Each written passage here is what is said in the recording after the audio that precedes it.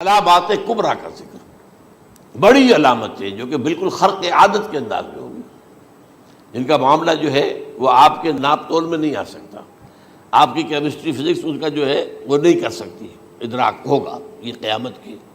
ان میں نمبر ایک کیا ہے؟ ایک بہت بڑا دھواں آئے گا، پوری دنیا کو لپیٹے گا۔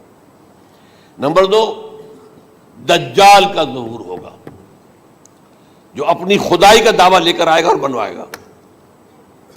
اس کے ہاتھ میں ہو جائیں گے، قبضے میں ہو جائیں گے سارے ذرائع پیداوار کے۔ اس کی طرف پہلا قدم اٹھ چکا ہو، ٹرپس کے نام سے معاہدہ ہو چکا ہے۔ کوئی ملک اپنا بیج پیدا نہیں کر سکتا، یہ بیج ہم نے ڈیولپ کیے ہیں۔ ان کے ڈیولپمنٹ سے پہلے تم ایک ایکڑ سے کتنی گندم لیتے تھے، آج کتنی لے رہے ہو؟ کس بنا پر؟ جینیٹکس کا جو کام ہم نے کیا ہے اس کی بنا پر ہونا۔ ہاں تو ہمارا حق ہے، اس کی رائلٹی ہمارے پاس آنی چاہیے۔ لہذا صرف ان اداروں سے، ملٹی نیشنل سے خریدا جائے گا بیج، اور بیج بھی وہ دیں گے وہ کہ جس سے جو فصل اگے گی وہ بیج نہیں لا سکتی، وہ بیج کا کام نہیں کر سکتی۔ جیسے آپ کو معلوم ہے کہ آپ کے یہاں جو گوشت کھایا جاتا ہے مرغے کا، تو مرغا وہ جو ہے اس میں مرغا ہو یا مرغی ہو، اس کے اندر کوئی وہ کیفیت ہی نہیں ہے۔ ان کے انڈے جو ہے ان سے آپ بچے حاصل نہیں کر سکتے، ہے تو انڈا، دیکھنے کو تو انڈا ہے، لیکن وہ بنڈا جو ہے اس سے بچہ تو نہیں حاصل کر سکتے۔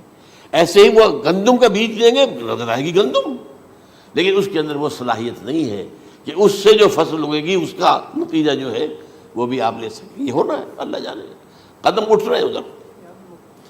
پھر یہ ہے کہ دابۃ الارض، زمین سے ایک حیوان نمودار ہوگا، زمین شق ہوگی۔ ابھی میں کہہ رہا ہوں خرق عادت ہے، یہ چیزیں وہ نہیں ہیں جو ہماری کسی حساب کتاب میں جو باتیں پہلے آئی ہیں وہ تو حساب کتاب میں آ رہی ہیں، ساری سمجھ میں آ رہی ہیں، ساری چیزیں مشاہدہ ان کا ہو رہا ہے۔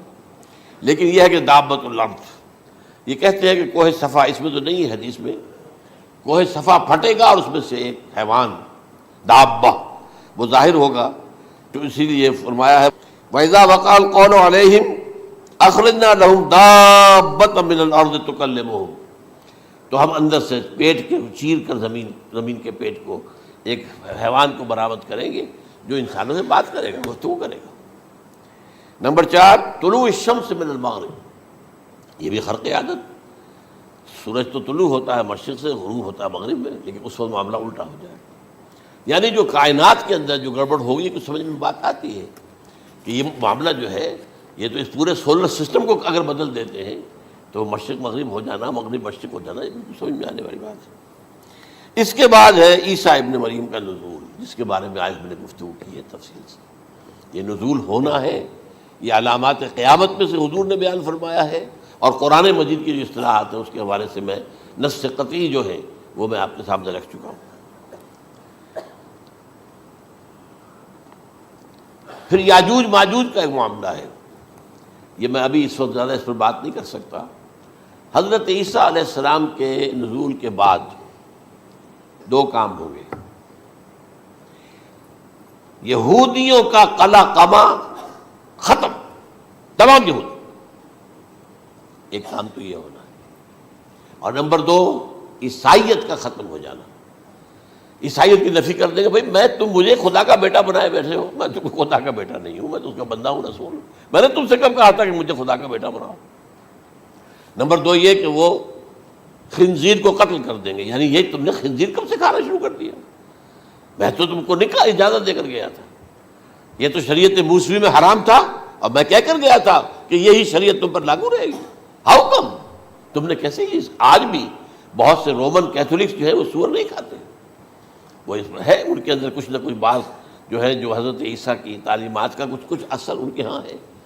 میں تو ایک مرتبہ، یہ 1971 کی بات ہے، 4-5 دن کے لیے برسلز میں رکا تھا، اس لیے کہ وہاں مجھے ایک صاحب نے خط لکھا تھا کہ وہاں ایک نوجوان ہے، ابھی اس ایمان لایا ہے، اور اس کے کچھ مسائل ہیں، ہم کوشش کر رہے ہیں ان کے مسائل حل کریں، آپ بھی جا رہے ہیں۔ میں انگلینڈ جا رہا تھا تو واپسی پر آپ ان کے یہاں چند دن ٹھہرے، میں حیران ہوا۔ ویسے اس نے مجھے اپنے گھر ٹھہرایا نہیں، اس لیے کہ ماں باپ تو اس کے کرسچن تھے، اور پولیس کا چیف آفیسر اس کا باپ تھا، چیف آف پولیس فورس۔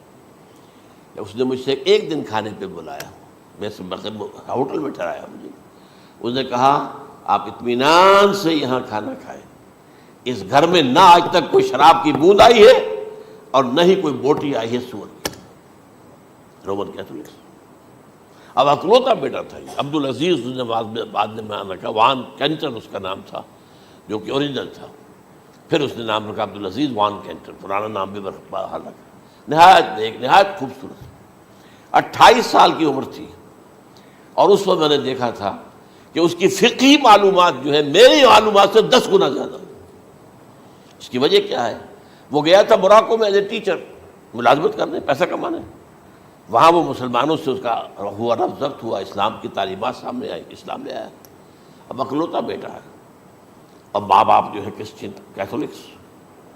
جب وہاں سے واپس آیا تو پھر کہتے ہیں کہ ہمارے درمیان ایک معاہدہ ہے، وی آر لیونگ ٹوگیدر، لیکن یہ معاہدہ ہے ہم مذہب پہ بات نہیں کریں گے، بس باقی جو بھی ہے وہ ساتھ رہ رہے ہیں. لیکن میں حیران ہوا، مجھے معلوم نہیں تھا. اچھا اس کے بعد اس نے جب اسلام کا فیصلہ کیا تو اس کے سامنے سوال آیا کون سی فقہ اختیار کروں.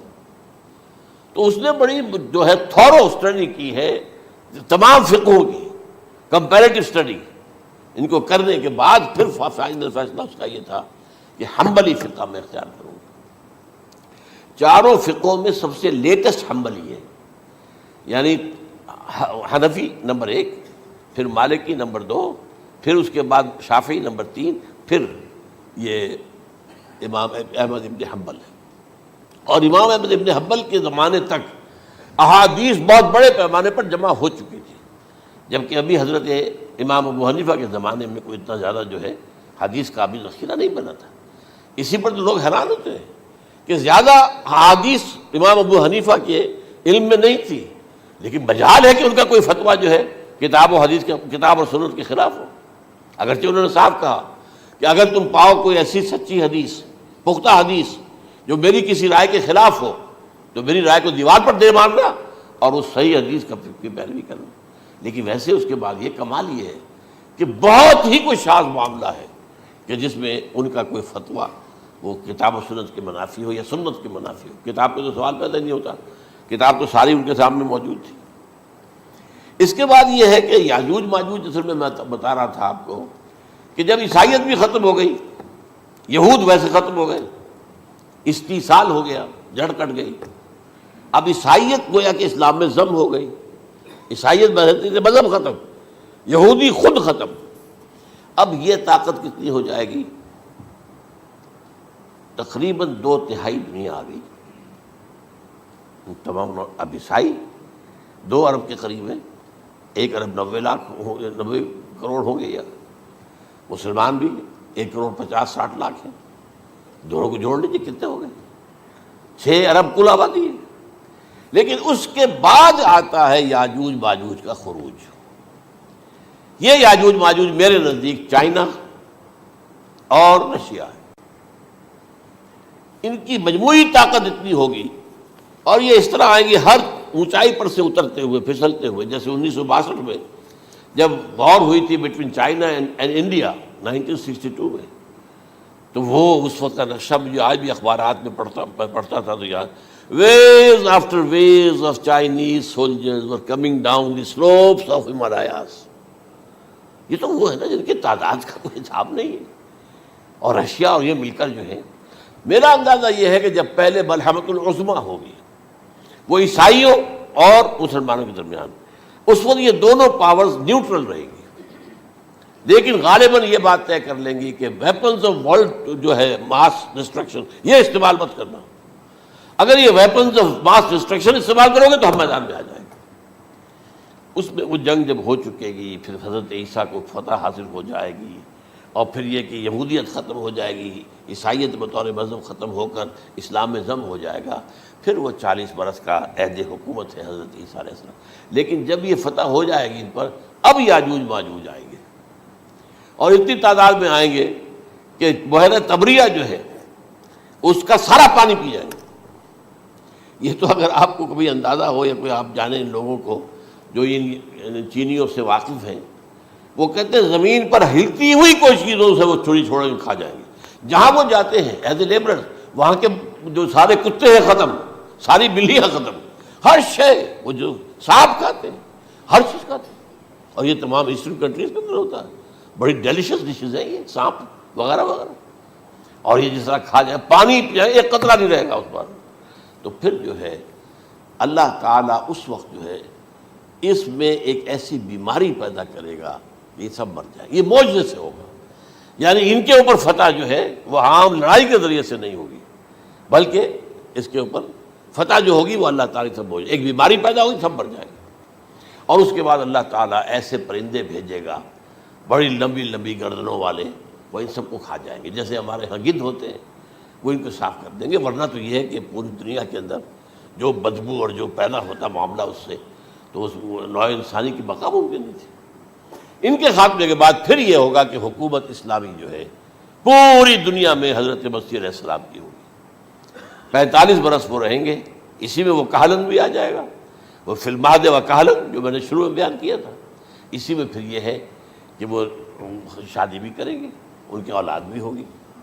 اور پھر ان کا انتقال ہوگا تو حضرت حضور صلی اللہ علیہ وسلم کے حجرے میں، وہیں پر جہاں حضور اور ابو بکر اور عمر رضی اللہ تعالیٰ عنہم دفن ہیں، وہیں پہ ان کو دفن کیا جائے گا. اور قیامت کے دن حضور فرماتے ہیں کہ میں اور یہ تینوں ساتھ نکلیں گے. تو یہ ہے حالات و واقعات. بہرحال اس میں یہ ہے کہ یہ نوٹ کر لیجئے کہ جہاں تک ہمارے ہاں آج کل کا معاملہ ہے، میرے نزدیک میں یہ کہنے پر مجبور ہوں، جو رفع و نزول مسیح کو نہیں مانتا وہ کم سے کم منکر حدیث ضرور ہے. میں اس سے کم کا فتویٰ نہیں دے سکتا.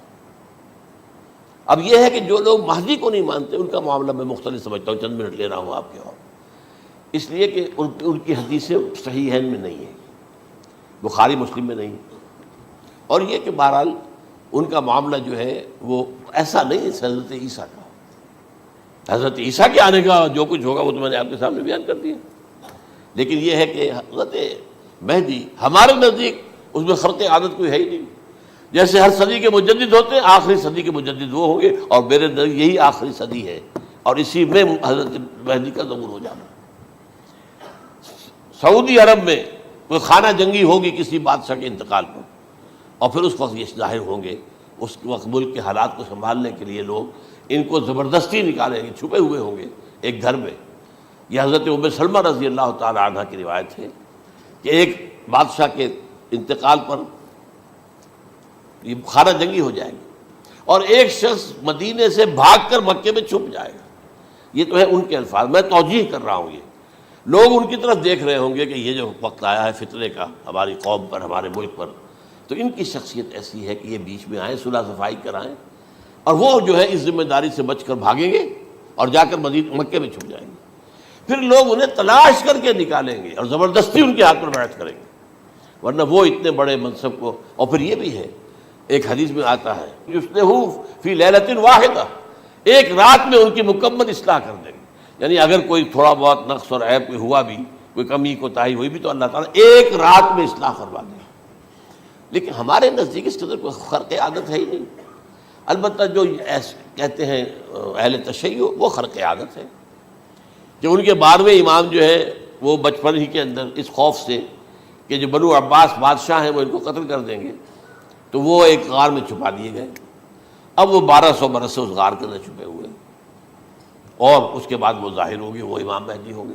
اس میں خرق عادت ہے. لیکن میں یہ کہتا ہوں کہ محض خرق عادت کی بنیاد پر ہم اس کی نفی نہیں کریں گے. کیوں؟